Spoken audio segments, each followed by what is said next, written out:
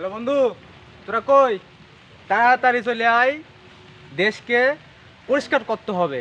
হ্যাঁ, একদম ঝাঁটা বারুণ নিয়ে চলে আয়, সংসদ ভবন থেকে শুরু করে গোটা বাংলাদেশ একদম পরিষ্কার করতে হবে, কোনো জায়গায় ময়লা থাকা যাবে না। তাড়াতাড়ি আয়।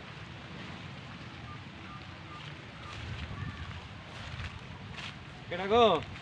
আমি মামা। মামু নাকি? হ্যাঁ মামা, কাক কি বলছো? খুব ব্যস্ত আছি মামা। কে? এই দেশে সংস্কার করার জন্য, পরিষ্কার করার জন্য সব ছাত্রছাত্রী একদম মাঠে নামে পড়ছে মামা।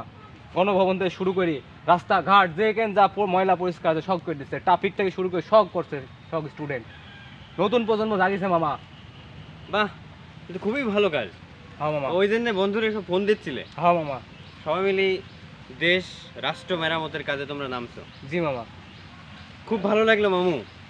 তোমারে এই যে কাজটা যারে করার দরকার, মনে করো যে বৃদ্ধ যারা রাজনীতিবিদ, যারা এত বড় বড় লোক, এরা যেখানে কোনো দলের লোকই কিন্তু দেশে ওইভাবে সংস্কার করতে পারেনি, কিন্তু তোমরা নতুন প্রজন্ম দেশে এমনভাবে সংস্কার করতে নামিছো না। আসলে মামা এটি শুনি আমার মনটা ভরে যাচ্ছে।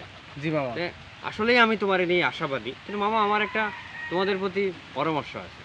জি বলেন। পরামর্শটা হচ্ছে, এই যে দেশে ধ্বংসযজ্ঞ চলছে, এইগুলার কিন্তু তোমার কঠোরভাবে বিরোধিতা করতে হবে। এই নাশকতা যেন না হয়, এই ব্যাপারে সচেতন হতে হবে।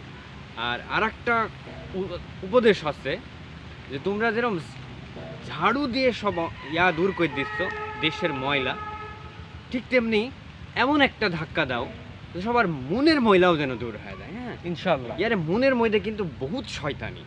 হ্যাঁ, কোনো মানুষের মনে যেন শয়তানি না থাকে, একটা পাক পবিত্র সুন্দর আত্মা সম্পন্ন যেন মন হয়।